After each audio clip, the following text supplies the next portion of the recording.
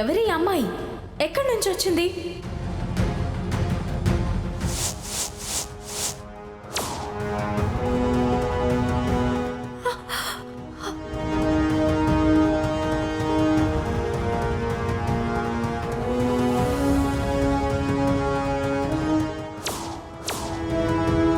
తను ఎక్కడి నుంచి వచ్చింది? ఝాన్సీ మేడం లాగానే ఒక సాధారణ చిన్న స్థాయి కుటుంబం నుంచి స్వయం కృషితో వచ్చిన అమ్మాయే ఈ బంగారి.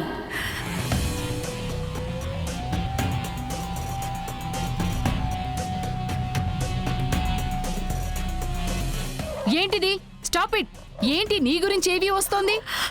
నాకు తెలియడం లేదు మేడం. ఏవిని స్టాప్ చేయండి, స్టాప్ చేయండి. ఎక్కడో చిన్నగా మొదలై ఎంతో మందికి స్ఫూర్తిగా నిలబడే స్థాయికి ఎదగనున్న బంగారే బిజినెస్ వారసురాలు.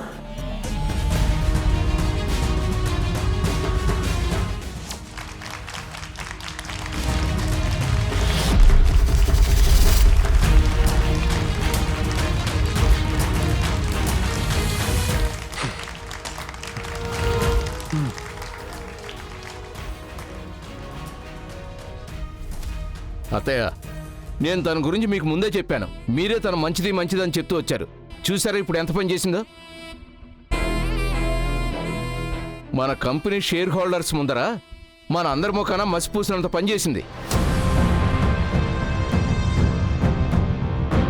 ఏ, నువ్వు వారసురాలా? ఈ కుటుంబానికి వారసురాలువా నువ్వు?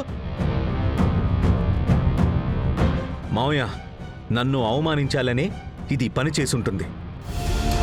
ఇది ఒక్క ఏవి వేసినంత మాత్రాన వారసురాలు అయిపోతుందా? జాను, నేను ఇప్పుడు చెప్తున్నాను చూడు. ఈ బాధ్యత నేను తీసుకోవాలంటే ముందు దీన్ని పనిలోంచి తీసేసాయి. ఏ, బుద్ధి లేదు? ఇంతమంది ముందు అవమానిస్తావా? ఎందుకే ఇలా చేసావు? Madam please. ఏంటి మేడం ప్లీజ్? ఏ, ముందు పోవే బయటికి. ఊరికే అబద్ధాలు ఆడకే. నిజంగానే చెప్తున్నా, నాకేం తెలియదు. పని కావాలని చేసుంటావు. ముందు పనిలోంచి తీసేసి గెంటేస్తే బుద్ధి ఏ, వస్తుంది. వెళ్ళమని చెప్తున్నాగా. వెళ్ళు. నిజంగా కావాలని తెలీదు. చేసింది. వెళ్ళమంటుడే. వెళ్ళు.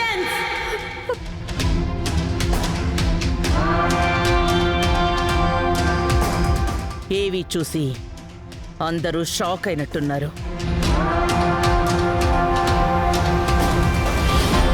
కానీ ఇంకో 5 నిమిషాల్లో రాబోయే ఇంకో సర్ప్రైజ్ జీవితాన్ని మరింత కలర్ఫుల్గా మారుస్తుంది. నాకు కూడా ఇదొక చిన్న సర్ప్రైజే, కానీ స్వీట్ సర్ప్రైజ్. ఏవి చాలా బాగా అనిపించింది. ఇది తయారు చేసిన వాళ్ళకి నా కంగ్రాచులేషన్స్. కాదు రవి, ఇది చూసి ఝాన్సీ అమ్మ కోపడతారనుకుంటే ఇలా మాట్లాడతారేంటి? అసలు ఏమైంది ఆవిడకి? అదే నాకు అర్థం కావట్లేదు. ఏవీలో బంగారి చెప్పిందంతా నిజమే. ఒక్క విషయం కూడా తప్పుగా లేనేలేదు. ఏం మాట్లాడుతున్నారు అత్తయ్య మీరు? నాకేం అర్థం కావడం లేదు. రవియే వారసుడని చెప్పారు కదా? అవును అన్నాను, బట్ రవికి కావలసిన అనుభవం, ఇంత పెద్ద బిజినెస్ రన్ చేయడానికి కావలసిన పరిపక్వత రెండూ రవికి ఇంకా రాలేదు.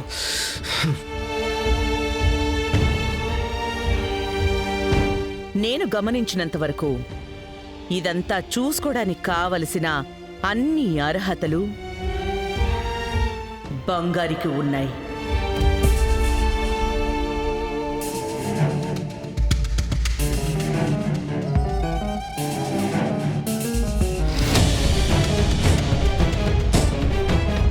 అన్ని తనకు మాత్రమే ఉన్నాయా? బంగారి దగ్గర ఏం లేవు. తెలివుంది, ఓపికంది, ధైర్యం ఉంది, తన మీద నమ్మకం, ఇలా ఎన్నో ఎన్నో విషయాలు తన దగ్గర ఉన్నాయి. అందుకే నా పూర్తి బాధ్యతలకు బంగారినే వారసురాలిగా ప్రకటిస్తున్నాను.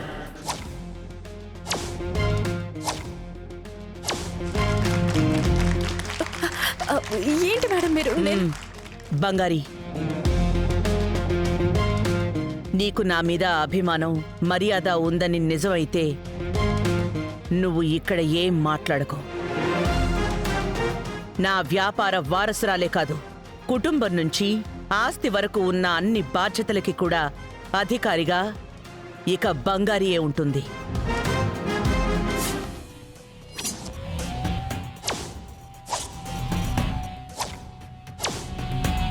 ఇక నుంచి నా స్థానంలో నుంచే బంగారి అన్ని వ్యవహారాలు చూసుకుంటుంది. అవునత్తయ్య, దయచేసి మీరు వెనక్కి తీసుకోండి. గణేష్, ఇది నేను కష్టపడి పోరాడి కట్టుకున్న సామ్రాజ్యం. దీనికి వారసులుగా ఎవరు ఉండాలి అనే నిర్ణయం తీసుకునే హక్కు నాకు మాత్రమే ఉంది అని మర్చిపోకండి. ఇది నచ్చని వాళ్ళు ఎవ్వరున్నా హాయిగా వెళ్ళిపోవచ్చు. అది ఎవ్వరైనా పర్వాలేదు. రే రవి, రవి,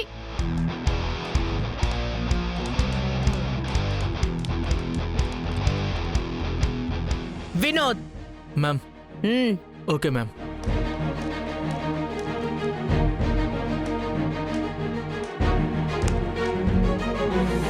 మ్యామ్, ఇదిగోండి మ్యామ్.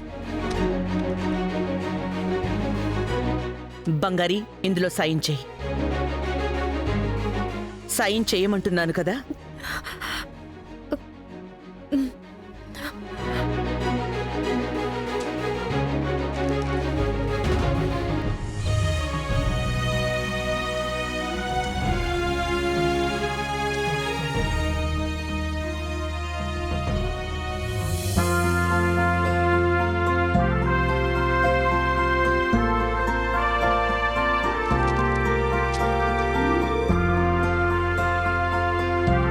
వెల్కమ్.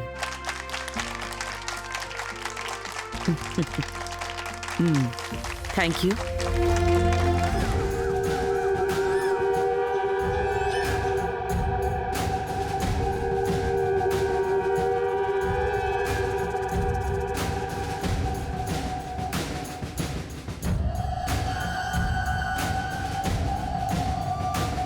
పోయింది, అంతా పోయింది.